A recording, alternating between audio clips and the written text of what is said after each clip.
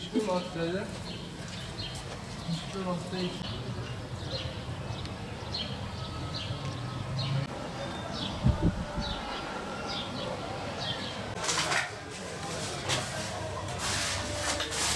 depremden bir 3-4 ay evvel kapandı. Sonra deprem oldu. O şekilde bıraktılar. Yani burayı çalıştıramadılar. Burası çok güzel bir yer. Çalıştıramadılar arkadaş. Yani Türkiye'de bence sayılı 3 yerde böyle 3 katlı bina var. Bu da onlardan biridir. Maalesef gitmek için çöplük yuvası olmuş. Madde bağımlılığının ne kapı kaldı ne pencere kaldı. Yani yazık günah. Bu bir milli servettir. Buna valiliğin, belediyenin bir yer atması lazım. Yani belediye tesis yapıyor, bilmem ne yapıyor. Alasya tesis işte, kral gibi. Lokanta da olur, mini otel de olur. 50 dükkan var. Bunlar içine girilse, yani burada esnaflar ayrı ayrı esnafa verirse, yani bir gelirdir yani. Niye kapandı, niye böyle oldu bilmiyorum. Belediye bir iki sefer geldi, kapıyı açtı, temizlik yaptılar, bir daha çektiler, gittiler. Dile getiriliyor ama maalesef bir icraat yok. Her gün bir kapı gidiyor. İçinin temizlik yapıldıktan sonra bir tane belediyeden veya valilikten içeride bir bekçi kulübesi yapılırsa, kalınırsa olur yani. Niye olmazsın arkadaş? Yani yazık günah. Burası Balıklıgöl çarşı, Urfa'nın kalbi. Yani yazık, belediye niye buna bir yer atmıyor, ben de inanmadım. Barutçu Hanı sahipsiz kalmış durumda şu anda. Yıllardır kapalıydı. Son birkaç yıl önce açıldı. Çok da güzel çalışıyordu. Sonradan artık valiyle mi neyle bir sorun olduysa kapattılar. Kapattıktan sonra da zaten çarşı veya çevredeki insanlar talan ettiler. Şu anda kapalı, uyuşturucu bağımlılar içinde, hırsızlar içinde.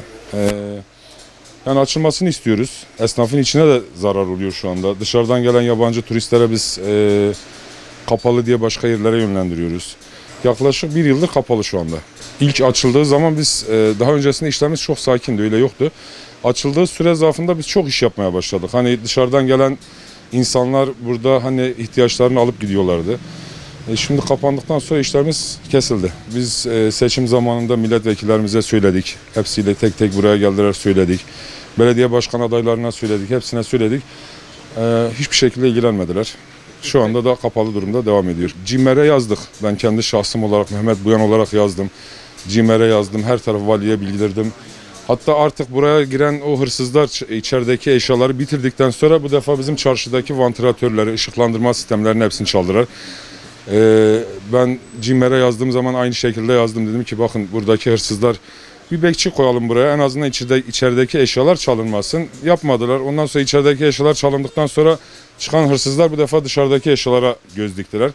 Şimdi yarın öbür gün bizim dükkanlarımıza da gelecekler bunlar. Yani yaklaşık 1,5 senedir böyle devretmiş olduğu şahıslarda vergi borçlarını ödemediğinden dolayı, kiralarını ödemediğinden dolayı, vakıfların yapmış olduğu kira ödemelerinin yükselmesinden dolayı bırakılmış bir handır.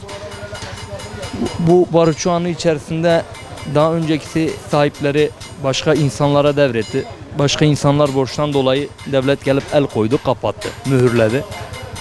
Yani mühürledikten sonra yaklaşık 1,5 senedir burada boş bir şekilde duruyor. Ve insanlar tarafından, hırsızlar tarafından yağmalandı. Bayağı zarar gördü. Yani böyle bir tarihi hanın şu anda durumu bu şekilde. Yani buranın tekrardan turizme kazandırılmasını istiyorum. Gerekse iş, gerekse hani esnaf açısından, gerekse ticari bakımdan, gerekse turizm açısından Urfa'ya kazandırılmasını talep ediyoruz. Yani şu anda içerisine girip bakarsanız hem depremden dolayı belki zarar görmüş durumda. Belki durumda, hani hasar görmüş durumda. Ayrıca mesela Burada gece akşam biz dükkanı kapattıktan sonra, iş yerlerimizi kapattıktan sonra burada toplanan uyuşturucu bağımlılarından bahsedelim. Belirli arkadaşların dükkanlarını açıp dükkanlarıyla ilgili mal ve hani zarar durumları oluşturuyor. Sorun teşkil ediyor. Yani biz burayı gece kapattığımız zaman içimiz rahat bir şekilde eve gidemiyoruz. Şu anda bulunmuş olduğumuz konumda herhangi bir kamera sistemi, herhangi bir bekçi durumu söz konusu değil. Sadece yani öyle başıboş bırakılmış bir han, başıboş bırakılmış bir han olduğu için içeride toplanan uyuşturucu bağımlıların buraya genellikle ilgi alanına giriyor. Boş olduğu için, müsait olduğu için. Adamlar buraya gelip istediği her şeyi yapıyorlar. Şu anda karşı komşum bakın Bakırcı geçen gün adamın dükkanını ortadan, yani arabasını ortadan ikiye ayırıp adama 60 bin 70 binlik zarar verdiler. Yani bununla ilgili herhangi bir ispat, herhangi bir tespit kimsenin elinde bulunmuyor. Niye? Burada herhangi bir kamera yok. Herhangi bir ışıklandırma sistemi yok. Yani buranın derhal bir elden geçirilmesini talep ediyorum. Seçimden önce herkes söz veriyor. Seçimden sonra kimseyi burada görmüyor. Önce temizlenmesi abi ya. Pislik yuvası olmuş affedersiniz. Bağımlılar geliyor içeride gece yani uyuşturucu falan kullanıyorlar. Ne bileyim abi yani çok çirkin bir görüntü.